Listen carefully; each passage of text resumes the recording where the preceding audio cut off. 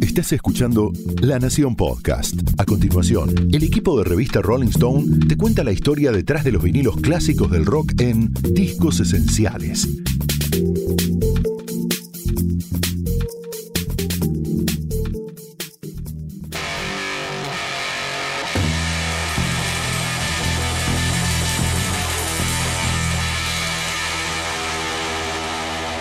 Una de las escenas más importantes de Cruella, la última de Disney que se puede ver por estos días en los cines de Buenos Aires, es una especie de intervención urbana multimedia con desfile de moda y concierto de rock en el que suena nada menos que una versión de I Wanna Be Your Dog, el primer single de los Stooges de 1969 y hasta hoy el himno, la canción insignia de su cantante Iggy Pop.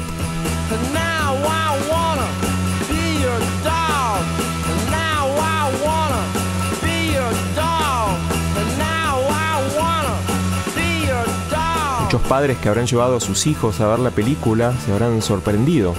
Punk rock del más visceral que jamás se haya grabado en una película de Disney. No sería la primera vez, ni va a ser la última. De hecho, Cruella está repleta de referencias al glam, a Bowie, a los Stones, al swing in London, a los mods, a la cultura rock en general.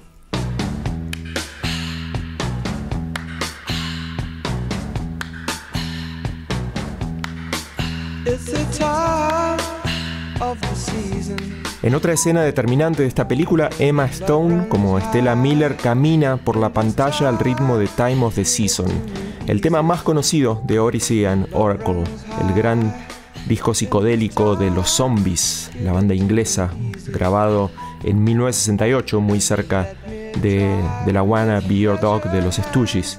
Una muy buena elección para ambientar una Londres pop y vibrante de estilo, como la que muestra esta película.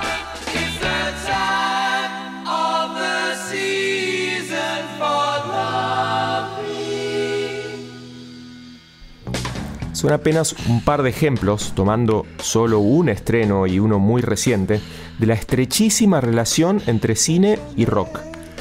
Esa interzona estética es justamente el tema de Rock and Film, el Bucasín, es decir, la edición especial que la revista Rolling Stone acaba de publicar en estos días. Es una revista libro que recorre lo mejor del cine con ADN rockero.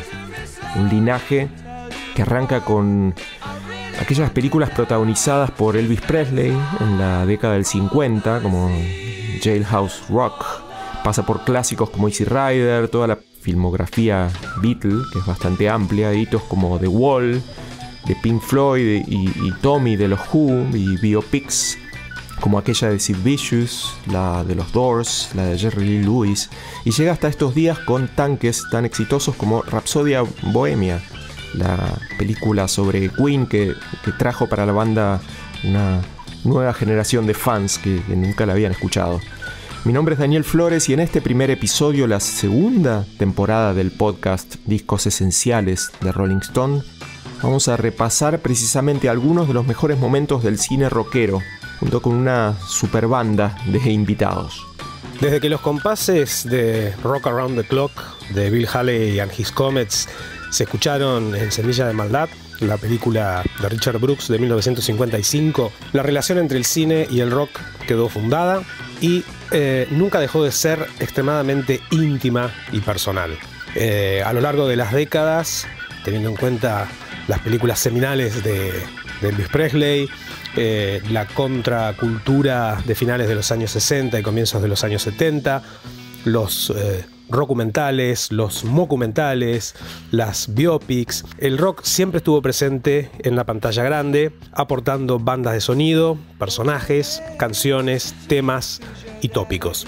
A lo largo de este podcast van a poder escuchar a distintas personalidades, entre ellos músicos, reflexionando sobre sus películas musicales favoritas y, bueno, pensando precisamente sobre esa relación imbatible entre rock y música que ya en pleno siglo XXI continúa estando presente en las pantallas de cine y en las pequeñas pantallas de los televisores.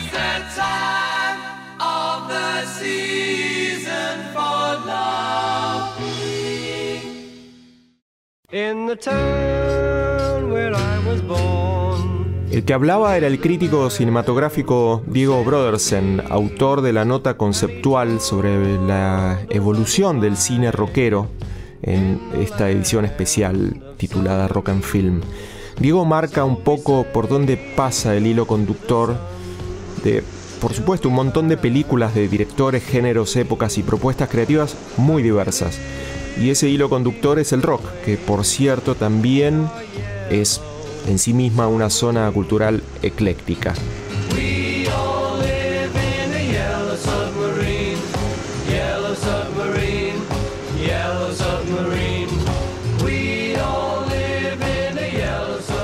Para Rock and Film elegimos 50 grandes películas con identidad rockera, aunque con distinta sintomatología, y para comentar estas películas le pedimos ayuda a una serie de músicos y periodistas que fueron eligiendo sus títulos favoritos. Kevin Johansen, por ejemplo, eligió sin dudarlo demasiado ante la invitación Submarino Amarillo de los Beatles, una de las bandas que más y mejor aprovecharon la pantalla como extensión de su obra.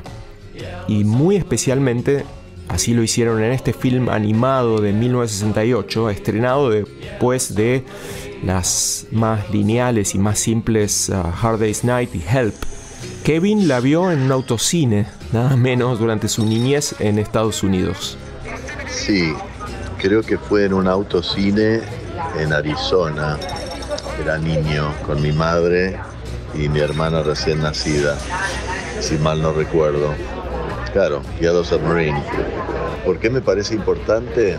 Porque son los Beatles, porque no se puede creer la idea precursora de dibujos osados, surrealismo. Los Beatles gustaban mucho del surrealismo y el trasfondo siempre profundo, ¿no? Una guerra a los malos, los que están en el submarino amarillo, los que los quieren atrapar, ¿no? Un poquito odiadores de todo tipo de fantasía, muy fascistas, ¿no? Los Blue Meanies, me acuerdo mucho de ese nombre en inglés, no sé cómo lo habrán traducido al español. Y por último, seguramente, que no te va a influenciar si lo viste a los 6 años, 5, musicalmente y visualmente. Yellow Submarine es brillante como canción. Esa búsqueda tiene mucho que ver también después con Octopus's Garden, ¿no? Con varios, ¿no? Hasta Strawberry Fields, o sea, lugares de fantasía mezclados con la realidad. Musicalmente, cuando entra la banda orquestal, ¿no? Como banda de pueblo, y visualmente ni hablar. Creo que es muy precursora, muy inspiradora para lo que fue después Pink Floyd The Wall, la película. Palabras mayores y temazos. Only a Northern Song me viene a mente, Bulldog, Hey Bulldog y tantos otros. Y bueno, la parte instrumental, ¿no? Comandada también por el gran George Martin.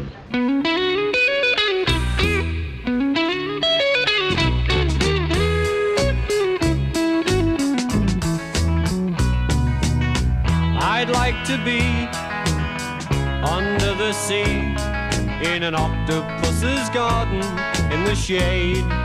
Como casi toda película de rock, Yellow Submarine tuvo su correspondiente disco, tan psicodélico como las coloridas imágenes del film, y con la canción que le da título como himno de una especie de llamado a volver a la inocencia, pero un llamado no del todo inocente tampoco, por otro lado.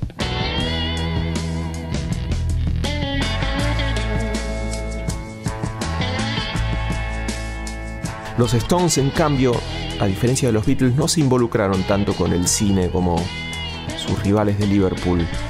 Más allá de los muy buenos documentales y de conciertos filmados que hay, incluso de la carrera actoral que Jagger inició en algún momento y luego dejó un poco de lado, especialmente una película muy muy recomendable titulada Performance, dirigida por Nicholas Roeg en 1970. También reseñada en nuestro Rock and Film. Aunque en esta película hace el más que conveniente papel de estrella de rock, en Performance hay apenas un tema de Jagger, Memo from Turner se llama, con Ray Cooder en guitarra. y que es el que escuchamos ahora mismo sobre estas palabras.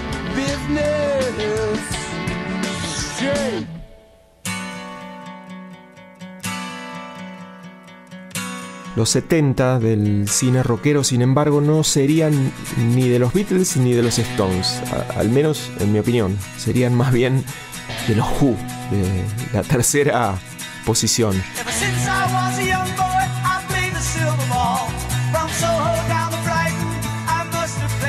Gracias en particular a dos óperas rock llevadas al cine, filmadas por Pete Townshend, el guitarrista y cerebro de la banda. Tommy y Quadrophenia.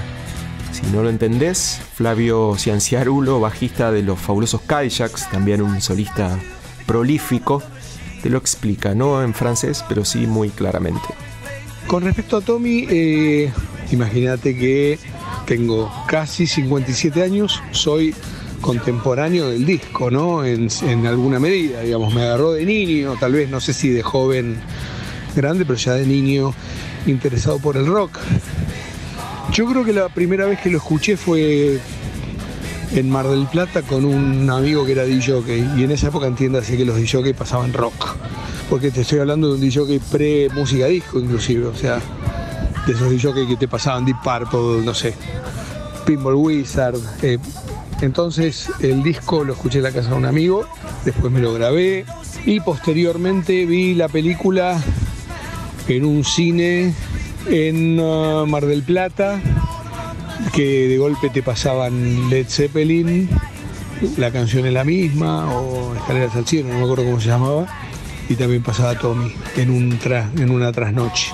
Así que la vi en cine, en un cine así de barrio, de trasnoche de Mar del Plata.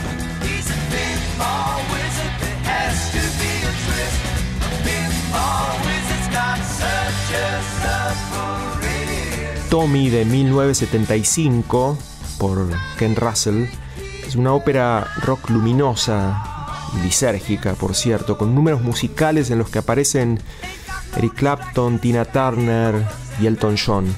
Y por supuesto el propio cantante de los Who, Roger Daltrey, interpretando al niño sordo-mudo, aislado del mundo, que tan bien jugaba al pinball. Pinball Wizard es, por un lado del disco, es la canción más dinámica, por no decir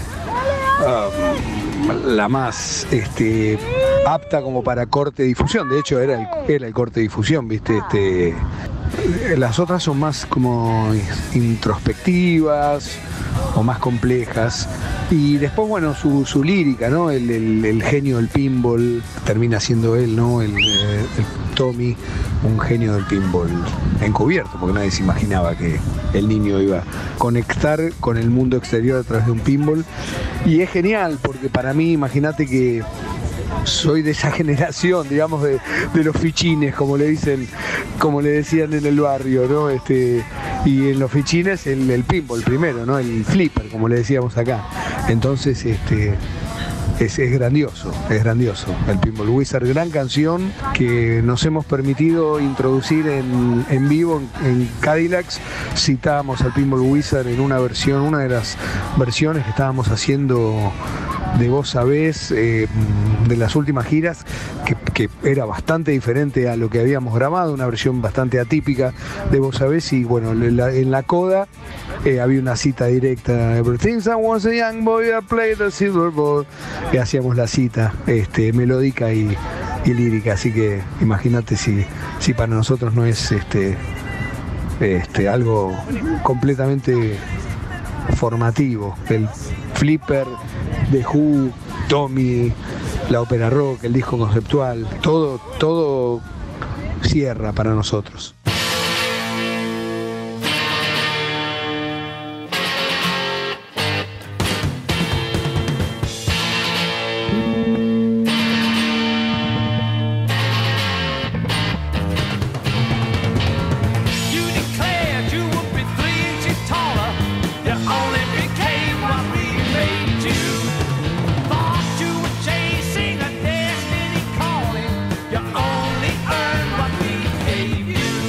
Otra película que mostraría el particular mundo de Pete Townshend, o la particular visión del mundo de Pete Townshend, la mayor potencia creativa de los Who, fue Quadrophenia, de 1979, basada en la ópera rock de los Who, concebida unos años antes, en 1973. Era la historia de Jimmy, un joven mod londinense que trata de escapar de su opresiva realidad a toda velocidad, a bordo de una Vespa, tomando anfetaminas, bailando rhythm and blues, todo muy rápido. También su final va a llegar tempranamente. Quadrophenia es también, claro, no solo una historia de vida, sino un retrato de la subcultura mod de los años 60, de donde habían surgido los Who, por cierto, pero que estaba teniendo su revival hacia fines de los 70, potenciado después por la propia película.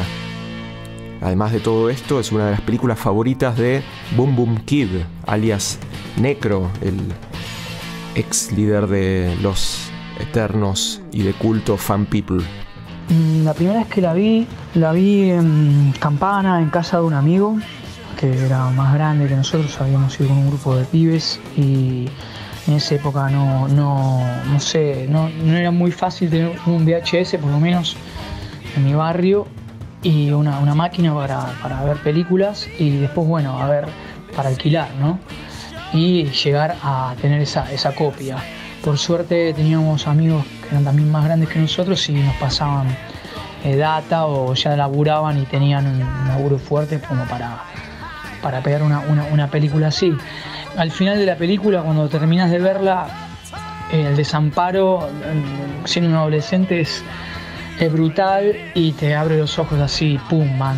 O sea, es como había una canción de hardcore de una banda de Perú que se llama Ataque Frontal, que con los Fan People lo hicimos, que se llama Ya no formo parte de esto, que hablaba de eso. Y justamente en esa época, más o menos, en la época de haber salido ese single, habría visto la película.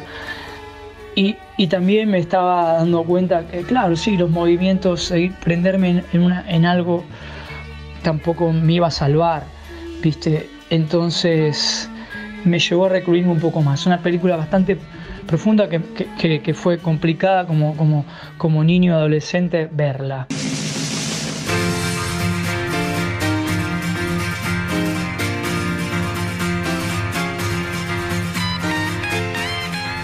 La película me llevó a buscar más música, eso sí, mucha más música, y ver al final los créditos.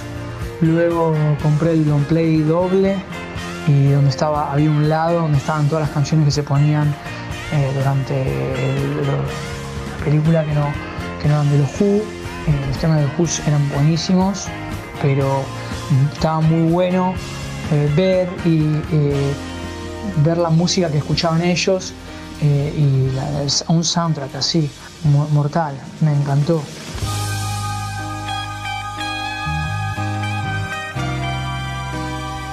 Mi papá tenía una Siambretta, nunca la armé, pero la primera moto, cuando tuve oportunidad, me compré una Vespa, sin duda. Si bien ahí estaban Lambretas, Vespas, etc. Y sí, flipé con las Vespas y con el scooter en sí. Y que bueno, ese fue el móvil de mi sello discográfico para trasladar discos de un lado para otro. Y bueno, viajes a Mar del Plata, a un montón de lugares con la Vespa.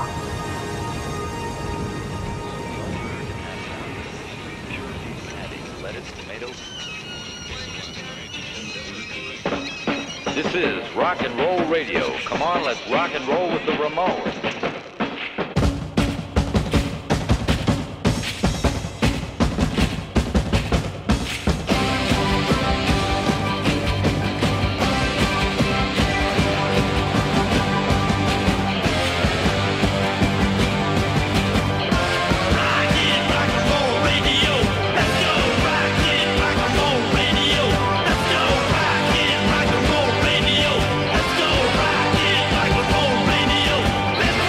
Casi al mismo tiempo que Quadrophenia, los Ramones se habían sumado a la tradición de bandas con proyección cinematográfica.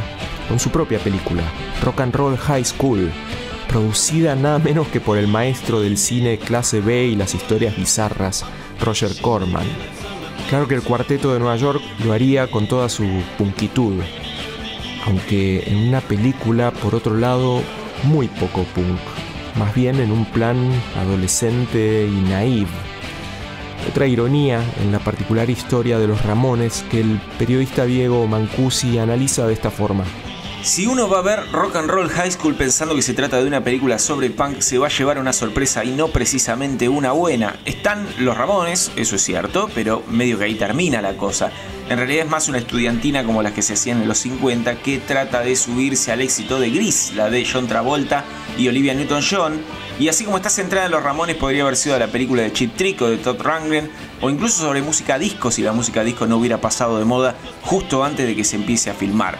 Todas esas opciones de verdad se barajaron, pero los que firmaron contrato fueron los Ramones. Así pasan cosas como que la protagonista, Riff Randall, esté enamorada de Joey, diga que es cute, que quiere decir lindo pero en un sentido tierno, cosa que no parece describir mucho a Joey, y como no podía ser de otra manera con el productor Roger Corman, todo está hecho con un presupuesto que en una película de Hollywood no alcanzaría ni para sanguchitos. This is Rock and Roll Radio. Stay tuned for more rock and roll. We're through being cool. We're through being cool. Eliminate the minis and the twits. La década del 80 comenzaría con un caso bastante curioso de cine rock. Se llama Heavy Metal y es una especie de antología de cortos de animación basados en la legendaria revista de cómics fantásticos para adultos del mismo nombre. La banda de sonido venía cargada con Black Sabbath, Blue Oyster Cult, Nazareth y otras bandas afines a los lectores de los cómics fantásticos. Pero también traía una sorpresa, la estrambótica y popera intervención de Divo, una banda muy poco heavy, si se quiere, pero sí muy pesada en buenas ideas. Nada menos que el Mosca, de 2 minutos, es un fan de esta película y uno de los que la recuerda después de tantos años. Si mal no recuerdo, la primera vez que vi Heavy Metal habré sido, sí, era adolescente, la primera mitad de los 80, creo que en Cinemaxi, que quedaba por Carlos Pellegrini. Muy contento, desde Valentina Alsina en una trasnoche a ver Heavy Metal.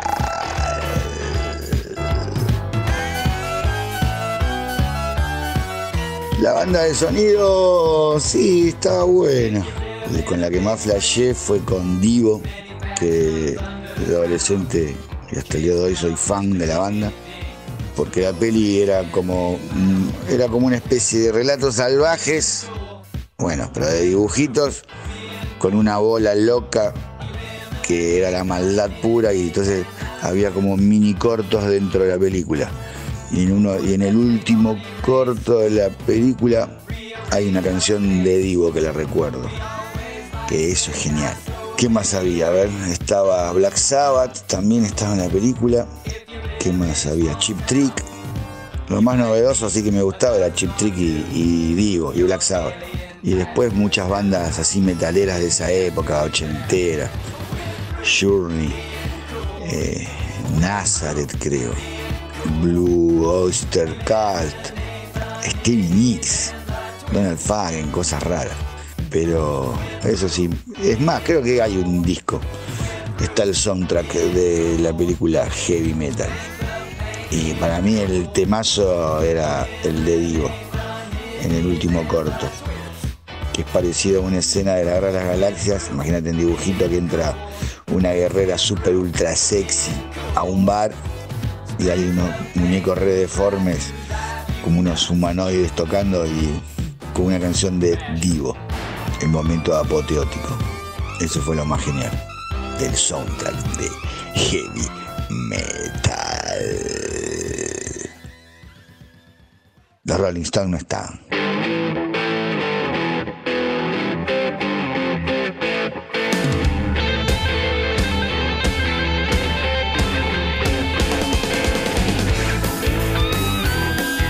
Spinal Tap, dirigida por Rob Reiner y estrenada en 1984, es una muestra de la evolución en el vínculo del cine y el rock.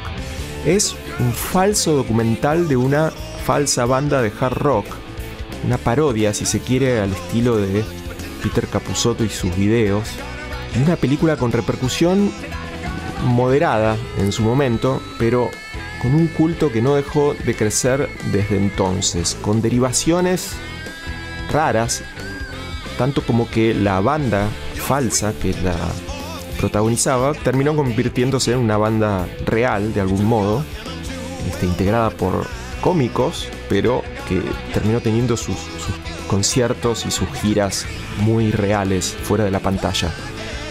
El culto se extendió gracias sobre todo, en principio, a los músicos que la veían y que se veían reflejados en ella. Claro, músicos con sentido del humor, como lo puede ser Juanchi Baleirón de Los Pericos.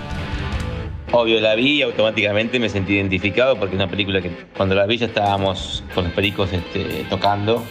Y no hay forma de que en algún momento de tu carrera, de que en varios momentos de tu carrera te identifiques, o sea, constantemente. Y cuando más avanza la carrera en la música, más te das cuenta de muchas cosas, mucho más identificás con escenas increíbles de esta película.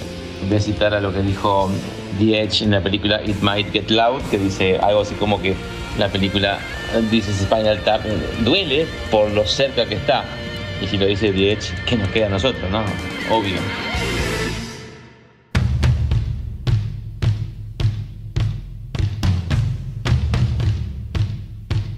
Me parece importante porque con humor, ironía, desnuda las boludeces del rock, no de la música en sí, sino de la gilada de rockstar, de la pose, de la aparentar y de todo lo que significa pretender a una imagen que después al final no es así como se muestra. Y lo muestra con crudeza, con humor, con situaciones muy, muy geniales, muy divertidas, que todos, absolutamente todos, que tienen una banda y que ha girado mínimamente ha pasado por esas situaciones y te identifica y te hace reír y cosas muy, muy, muy, muy geniales. Is this the real life? Is this just fantasy? Caught in a landslide, no escape from reality. Wayne's World, dirigida por Penelope Spheeris, una directora a tener muy en cuenta, no solo por la ficción, sino por documentales muy realistas, como el imperdible The Decline of Western Civilization, que muestra los inicios del punk de Los Ángeles a principios de los 80, con bandas como Black Flag y The Germs, donde se ve bandas como X y Circle Jerks también.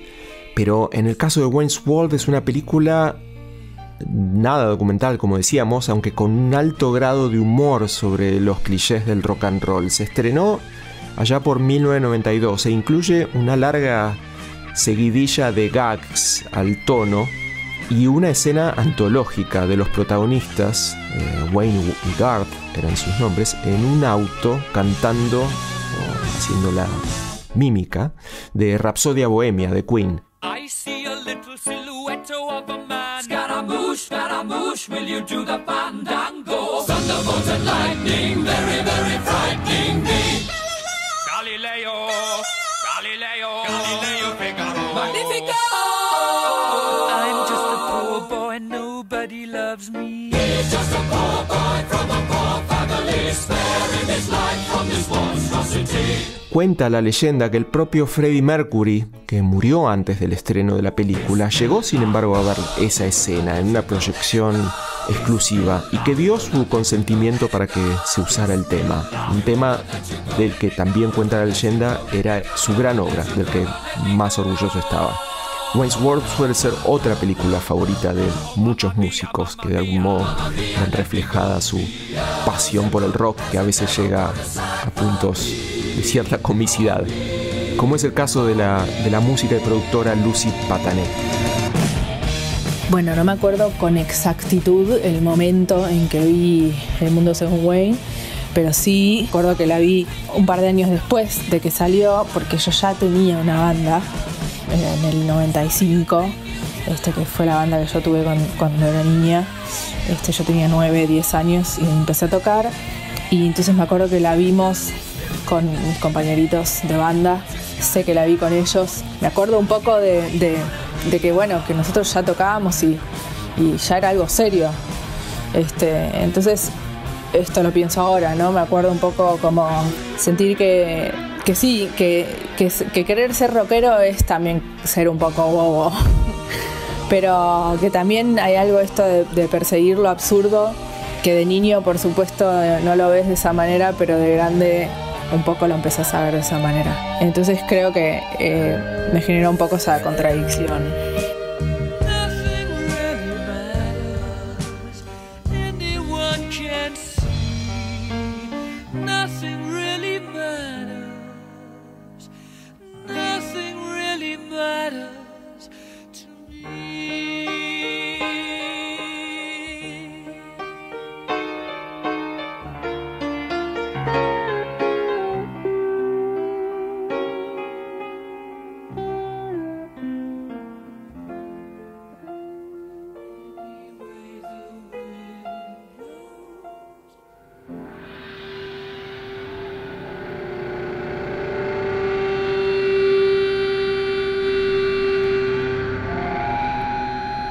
Este episodio de Discos Esenciales podría extenderse durante horas hablando de películas esenciales también, que sí aparecen en la última edición especial de Rolling Stone, como The Wall, Easy Rider, la más reciente Rocketman, The Doors de Oliver Stone, nada menos, pero termina en cambio con un estreno reciente que no habla de ninguna banda real, pero que es tan rockera como cualquiera de esos títulos y de los que repasamos.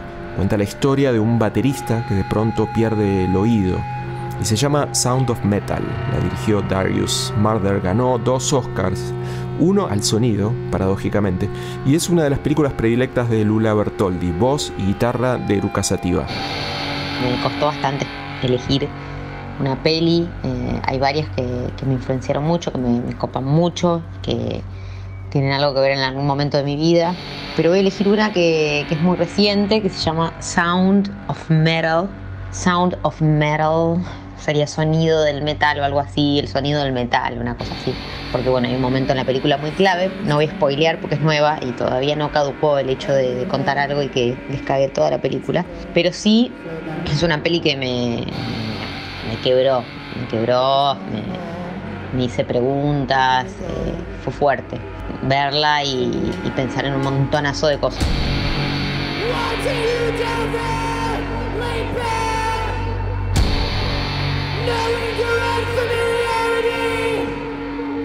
Bueno, es una peli que para mí es importante. Otras personas pues no le digan nada. Yo creo que habla esta película habla desde un punto de vista del músico y del humano, como trasciende obviamente la música de esta peli, tiene que ver con algo más profundo. No digo que la música no lo sea, pero sí es muy existencialista, digamos, una película muy existencialista en la que te haces muchas preguntas sobre lo que estoy haciendo, sobre por qué lo hago, o para dónde voy, o por qué. Y bueno, me parece importante siempre hacer esas preguntas. Conocí un capitán que en su juventud vivió en el mar y su hogar fue la inmersión. No considero importante ver una película.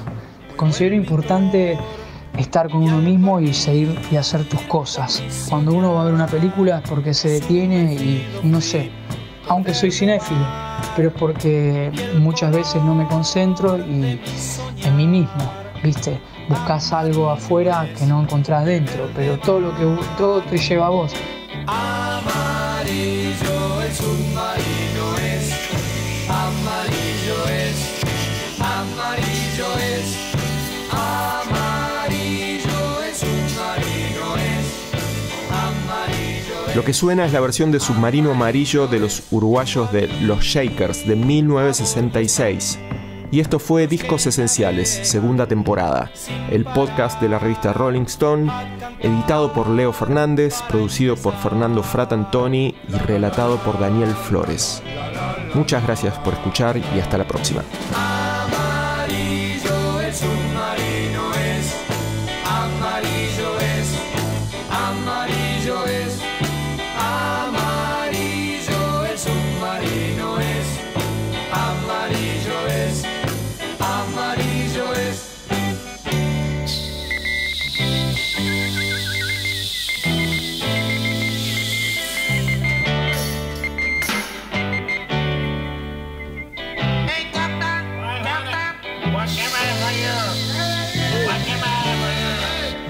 Qué feliz vivir así, no queremos nada más, cielo azul y verde mar, navegando sin parar. Amarillo el submarino es, amarillo es, amarillo es, amarillo el submarino es, amarillo es, amarillo es, amarillo el submarino es, amarillo es, amarillo es, amarillo el submarino es. Esto fue Discos Esenciales, un podcast exclusivo de La Nación. Escucha todos los programas de La Nación Podcast en www.lanacion.com.ar. Suscríbete para no perderte ningún episodio. Estamos en Spotify, Apple Podcast, Google Podcast y en tu reproductor de podcast favorito. Seguí escuchando La Nación Podcast.